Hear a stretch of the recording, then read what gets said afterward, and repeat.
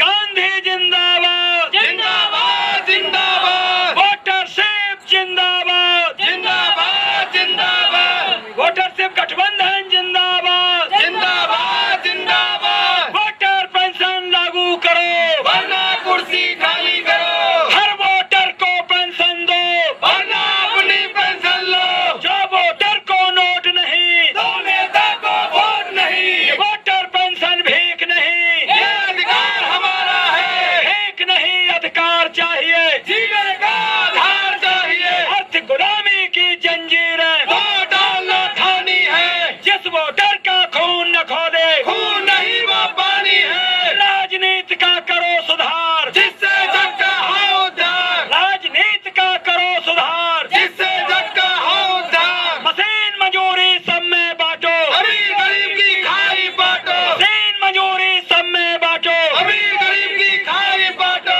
इस दुनिया में कभी कभी ऐसा लगता है कि पुराने हथियारों से हमारा काम नहीं चलता, तो हमें नए हथियार बनाने पड़ते हैं।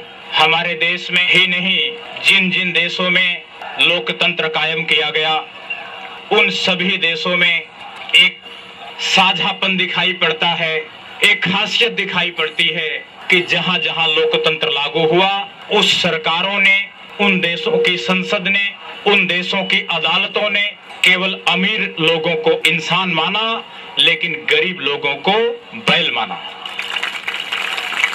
मैं जब ये कहता हूं कि इस देश का हर नागरिक जो 18 साल से ऊपर का हो गया वो इस देश का मालिक है, तो हमारे देश में जितने बड़े बड़े विद्वान हैं सब कहते हैं कि ये बात सही है कि देश के नागरिक, देश के वोटर देश के मालिक हैं। लेकिन मैं ये कहता हूं कि मालिक होने का अर्थ क्या है?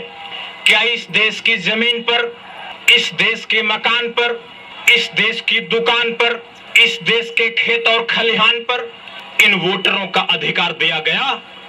तो हमारे देश के विद्वान कहते हैं कि हाँ, इनको मालिकाना हक है, लेकिन ये उसी तरह का मालिकाना हक है कि अगर मैं आपके घर आऊं तो आप शिष्टाचार में ये कह देंगे कि गांधी जी आप मेरे घर आए हैं, इस घर को आप अपना ही घर समझिए। शिष्टाचार में हर आदमी कह देता है अपने मेहमान को अपना ही घर समझिए। आप कह देंगे तो आपका घर भरत गांधी का घर हो जाएगा क्या? आपका घर भरत गांधी का घर तब बनेगा, आपका खेत भरत गांधी का खेत तब बनेगा, आपका खलिहान भरत गांधी का खलिहान तब बनेगा, आपकी दुकान और आपकी फैक्ट्री, आपका कारखाना भरत गांधी का कारखाना तब बनेगा जब उसकी तहसील में रजिस्ट्री करा के वो कागज भरत गांधी को सौंप दीजिए कि गांधी जी ये आपका मकान रहा। लेकिन जब तक आप रजिस्ट्री करा के कागज नहीं सौंपते तब तक भरत गांधी आपके घर के, आपके खेत खलिहान के मालिक नहीं बन सकते। जिस तरह से शिष्टाचार में लोग कह देते हैं कि आप इस घर को अपना ही समझिए, उसी तरह 1947 में जब आजादी मिली तो जो लोग इस देश की कुर्सी पर बैठे यही कह दिया कि हे देश के 33 करोड़ वोटरों, इस देश को अपना ही देश समझो। शिष्टाचार में समझा दिया। इस देश के नागरिक शिष्टाचार में इस देश के नागरिक हैं। इस देश के वोटरों को इस देश की जमीन पर, इस देश के दुकान पर, इस देश के खलिहान पर, इस देश के कारखाने पर आज तक मालिकाना हक ना मिला। और मालिकाना हक जब नहीं मिला तो हम किस तरह के मालिक हैं? आज मैं जब संसद में सवाल उठाया, जब 137 सांसदों ने भारत की संसद में हमारी याचिका पेश की और उनको ये कहा इस देश की सारी संपत्ति, सारा खेत खलिहान देश के वोटरों का है, लेकिन खेत खलिहान, इस देश का मकान दुकान बराबर बराबर नहीं बटी। जब बराबर नहीं बटी तो जिनके पास ज्यादा है वो लोग उन लोगों को किराया दें जिनके पास कम है। जिन लोगों के पास जमीन कम है, जिन लोगों के पास दौलत कम है, वो लोग मालिक हैं। और जिनके पास दौलत ज्यादा है, जिनका मकान बड़ा है, जिनकी दुकान बड़ी है, जिनकी फैक्ट्री बड़ी है, जिनका कारखाना बड़ा है, वो जिनके पास ज्यादा दौलत है वो कम दौलत वालों के किराएदार हैं, वो उस दौलत के मालिक नहीं है। मैं आपसे पूछना चाहता हूं कि किसी एक आदमी के अगर 5 बच्चे हैं और 10 बीघा खेती है तो एक बच्चे के हिस्से 2 बीघा से ज्यादा आएगा कि कम आएगा? 2 बीघा आएगा। अगर 10 बीघा खेत है तो बाप जब मरेगा तो बच्चों में खेत बराबर बराबर बटेगा कि नहीं? बराबर बराबर बटेगा। लेकिन अगर कोई बेटा 5 बीघा रख ले तो वो 3 बीघा का मालिक हुआ कि बटाईदार हुआ? वो 3 बीघा का बटाईदार हुआ। और वो बटाई किसको देगा? जिनके पास जमीन कम है, जिन भाइयों के पास, वो खेती करे, लेकिन जब उसकी फसल कटे तो बटाई के तौर पर उन भाइयों को उसे बांटना पड़ेगा जिनके पास खेत कम है। इसी प्रकार इस देश में औसत आमदनी जो लोग नहीं कमाते, जिनके पास औसत संपत्ति नहीं है, उन लोगों को किराया मिलना चाहिए और जिनके पास संपत्ति ज्यादा है वो लोग किराए देना चाहिए। हमने भारत की संसद में ये बात रखी है कि इस देश में जिनके पास संपत्ति कम है वो लोग किराया पाने के अधिकारी हैं और जिनके पास संपत्ति ज्यादा है उन लोगों को किराया देना होगा। और सरकार वो किराया वसूले और वसूल करके देश के वोटरों के बैंक खाते में भेजे। मैं आप लोगों से पूछना चाहता हूं कि जब मकान मालिक किराएदार के पास जाता है और महीने की पहली तारीख को किराया मांगता है तो क्या किराएदार उसे यह कह के लौटा सकता है कि तुम मेहनत नहीं करते हो, तुम काम नहीं करते हो और बिना काम के हम किराया नहीं देंगे? क्या किराएदार को यह कहने का अधिकार हो सकता है? नहीं हो सकता। इसलिए वोटर पेंशन देने के लिए, वोटरशिप देने के लिए जो लोग ये कहते हैं कि हम उन्हीं को देंगे जो काम करेंगे, वो लोग मलिकाना का अर्थ समझते नहीं है। हमें उनको समझाना होगा। अगर वोटरों को बिना काम के वोटरशिप मिलना गलत है तो इस देश के सारे मकान मालिकों को बिना काम के मकान का किराया भी मिलना गलत है, गलत है। अगर बिना काम के वोटरों को पेंशन मिलना गलत है तो बिना काम के बैंकों से जिनको ब्याज मिलता है वो भी गलत है। अगर बिना काम के वोटरों को पेंशन मिलना गलत है तो हम ये कहते हैं जितने बाप अपने बेटों को दौलत छोड़ के मरते हैं उनके बेटों को फ्री में दौलत मिलना भी गलत है। ये सब गलत है।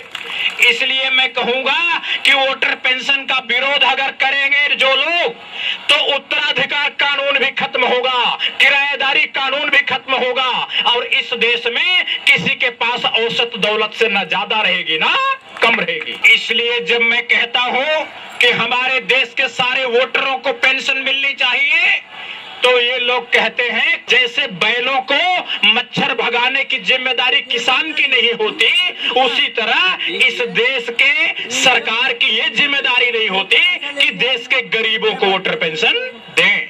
ये समझते हैं कि देश गरीब बैल हैं, ये केवल काम करने के लिए पाले गए हैं। मैं इसको देसी भाषा में कहता हूँ कि ये आर्थिक मनवाद है। जो ये समझता है कि गरीब के घर में पैदा होने वाला गरीब होगा और अमीर के घर में पैदा होने वाला अमीर होगा, ये सोच ही मनवाद है। जन्म के आधार पर सामाजिक विषमता, जन्म के आधार पर आर्थिक विषमता मनवाद है। हमारे देश में सामाजिक मनवाद के खिलाफ काफी कार्यवाही हुई है लेकिन हमारे देश में आर्थिक मनवाद के खिलाफ कार्यवाही नहीं हुई है। इसलिए हम लोगों को ये आर्थिक आजादी की लड़ाई दोबारा से लड़नी पड़ रही है। इसी आजादी की नकली लड़ाई की वजह से हमारे देश में आरक्षण लागू किया गया। ये कहा गया कि हमारी देश में जो जातियां पिछड़ी हैं उन पिछड़ी जातियों के बच्चों को नौकरी में आरक्षण मिलेगा। लेकिन पूरे 60 साल तक हम लोगों ने ये देखा कि हमारे देश में जो लोग पिछड़ी जाति के हैं, उन पिछड़ी जातियों के अमीरों ने केवल आरक्षण का फायदा उठाया, लेकिन उन जातियों के गरीबों को आरक्षण का कोई लाभ आज तक नहीं मिला है। इसलिए हमने यह सवाल भी उठाया है कि जो पिछड़ी जातियां हैं, उनमें जो गरीब लोग हैं, उनका कोटा अलग से तय किया जाना चाहिए। अब अगर 100 कुर्सी निकलेगी, गरीबों के 60 बच्चे डीएम बनने चाहिए, और जो मध्यम वर्ग के हैं लेकिन आयकर इनकम टैक्स नहीं देते, उनके 36 बच्चों को डीएम बनाया जाना चाहिए। और जो इनकम टैक्स देने वाले दलित हैं, इनके केवल 4 जनसंख्या है, ये 100 में से 4 हैं, तो 100 में से 4 डीएम की कुर्सियां इनके बच्चों को मिलनी चाहिए। हम लोगों ने इस तरह की बात शुरू की है। जिसके हक के लिए आरक्षण बना था, आरक्षण उनके झोली में जाना चाहिए। ये जो बीच में हड़प लिया इन दलित जातियों के और पिछड़ी जातियों के जो अमीर थे, इन्होंने जो आरक्षण को हड़प लिया, अब हमें पिछड़ी जाति के गरीबों को इनके अमीरों से आजादी दिलानी होगी, और दलित जातियों के गरीबों को उनकी जातियों के अमीरों से आजादी दिलानी होगी। क्या डीजी लेना है, पैसे लेना है, दुनिया भर की बात। हमारे देश में भारत की संसद या जो प्रदेशों की विधानसभाएं हैं, इन सब लोगों में जितने भी सांसद और विधायक चुनाव जीतते हैं, वो सारे अमीर लोग होते हैं। अब कोई गरीब आदमी, कोई साइकिल पे चलने वाला आदमी, कोई मोटरसाइकिल पर चलने वाला आदमी संसद नहीं जाता, विधानसभा नहीं जाता। मैं आप लोगों से पूछना चाहता हूं कि अगर शेर भारत की संसद में जाएंगे तो वो शेरों के लिए कानून बनाएंगे कि हिरणों के लिए कानून बनाएंगे? वो शेरों के लिए कानून बनाएंगे, वो हिरणों के लिए कानून नहीं बनाएंगे। इसलिए नहीं बनाएंगे कि शेर ये कभी नहीं कानून बनाएगा कि शेरों को हिरन खाने का अधिकार समाप्त किया जाए। इस तरह का कानून शेर कभी नहीं बनाएंगे।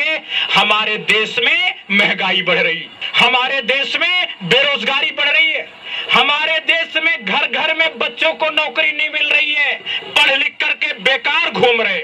हमारे देश में गरीबी बेइंतहा है, हमारे देश में बेरोजगारी बेइंतहा है, हमारे देश में आर्थिक विषमता की खाई रोज चौड़ी होती चली जा रही है। ये जो खाई बढ़ रही है, इस खाई को खत्म करना होगा, और ये खत्म तभी कर पाएंगे हम जब गरीबों की नेतागिरी गरीब करेंगे और अमीरों की नेतागिरी अमीर करेंगे। इसलिए मैं चाहता हूं कि इस देश में दलितों में जो लोग राजनीति कर रहे हैं, अमीर दलित केवल अमीर लोगों की राजनीति करें, और गरीब दलितों की राजनीति गरीब दलित करेंगे। अमीर दलितों को राजनीति करने का अधिकार समाप्त किया जाना चाहिए। दुनिया में जिन लोगों ने जनता के साथ विश्वासघात किया, उनके साथ जनता ने क्या हश्र किया, ये इतिहास पढ़िए। कल भारत की संसद में मुझे बुलाया गया है।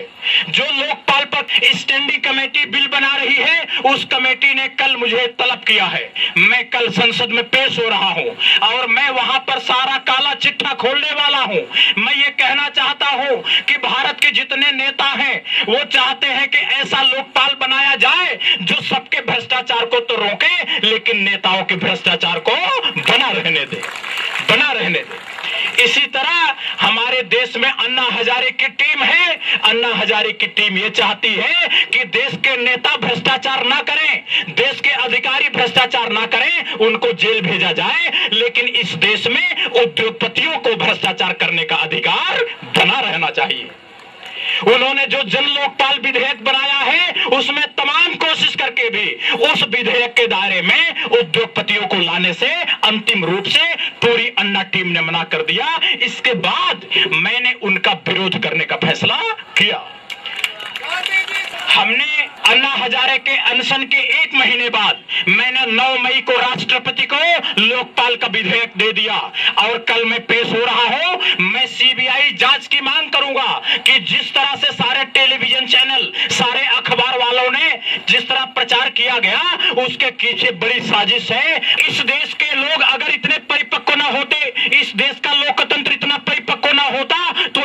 में मिस्र और लीबिया की तरह यहां खून खराबा हो रहा होता। मैं कल संसद की स्टैंडिंग कमेटी से मांग करूंगा कि इस आंदोलन के पीछे जो साजिश करने वाले लोग हैं उनकी सीबीआई जांच होनी चाहिए और उनको राष्ट्रद्रोह के में आजीवन कारावास होनी चाहिए, चाहे वो अन्ना हजारे क्यों ना हो।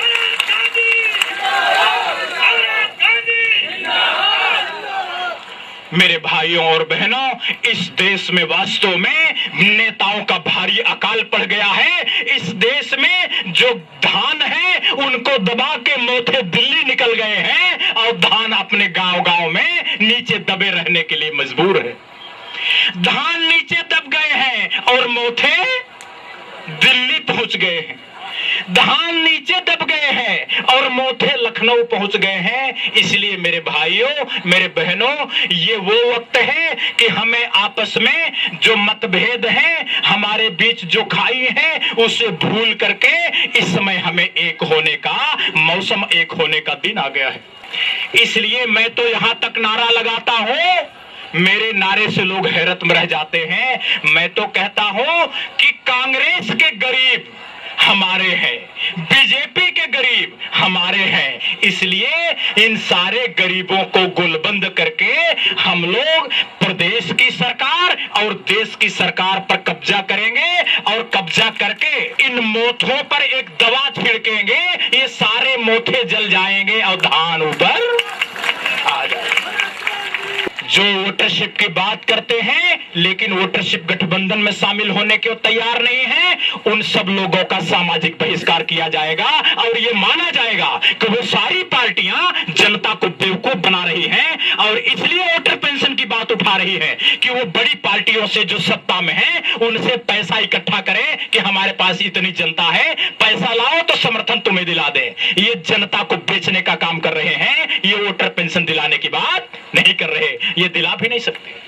इसलिए मेरे भाइयों, मेरे बहनों, वोटरों को पेंशन मिलनी चाहिए और संसद में 100 में से 60 कुर्सियां गरीबों के लिए रिजर्व होनी चाहिए, 36 कुर्सियां मोटरसाइकिल वालों को रिजर्व होनी चाहिए और आयकर देने वालों को केवल 4 कुर्सी मिलनी चाहिए।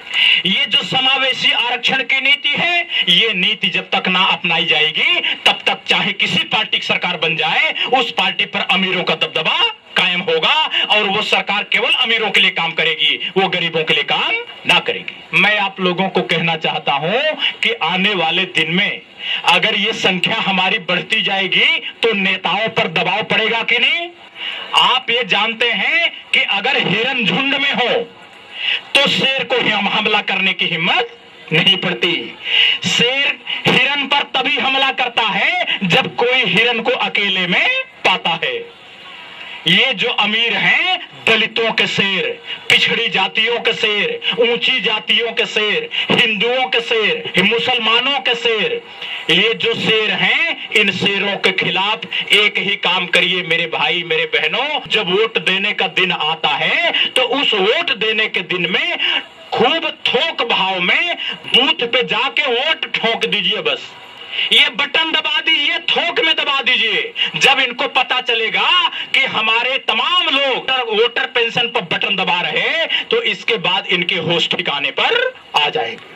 ये लोग कहते हैं कि अरे आपका एक सांसद विधायक जीत जाएगा गांधी जी तो क्या हो जाएगा। अरे भाई मैं कहता हूं आपके 150 जीतेंगे, एक और जीतेगा तो 151 हो जाएगा। अरे 150 और 151 में क्या अंतर है कोई अंतर? कुछ भी नहीं। लेकिन हमारा अगर एक जीतेगा, वोटर्स पार्टी का एक जीतेगा तो जानते हो क्या होगा? ऐसे जैसे अपना एक बंद पड़ा इंजन में हैंडल मार दो और हैंडल निकाल दो, इंजन अपने आप चलता है। ये हैंडल लगेगा भाई, ये तो हैंडल लगेगा, हैंडल। अगर कोई बोले कि अरे एक जिता के क्या करोगे, उनसे कहना भाई अपना एक हरा दो, क्या करोगे तुम एक बढ़ा के, क्या करोगे? अरे जनता की भलाई का इंजन है, इस इंजन में हैंडल लगा दो। मैं आप लोगों से ही चाहता हूं कि मेरे भाइयों, मेरे बहनों, वोटर पेंशन लेने वाला ना बनिए, वोटर पेंशन दिलाने वाला बनिए, दिलाने वाला बनिए। अरे देने वाले का हाथ ऊपर होता है, लेने वाले का हाथ नीचे होता है, हाथ ऊपर करने वाला बनिए, नीचे हाथ करने वाला ना बनिए। वोटर पेंशन दिलाने का बात करिए, अरे आप दिलाओगे, आपको अपने आप मिल जाएगा, आपको अपने आप मिल जाएगा। लेकिन लोगों को समझाइए कि इस देश में अब एक नई क्रांति शुरू हुई है। इस देश की आर्थिक गुलामी को, सामाजिक गुलामी को खत्म करने का अब निर्णायक शंखनाद हो चुका है। और इसमें जो परिवार अपनी आहुति नहीं देता, जो परिवार अपना हिस्से का सहयोग नहीं देता, वास्तव में वो गलत काम करता है, समाज के लिए ठीक काम नहीं करता। मैं इन्हीं बातों के साथ अपनी वक्तव्य का विराम देता हूं। जय लखनऊ, जय उत्तर प्रदेश, जय भारत, जय जगत, जय वोटर, जय वोटरशिप। बहुत बहुत धन्यवाद।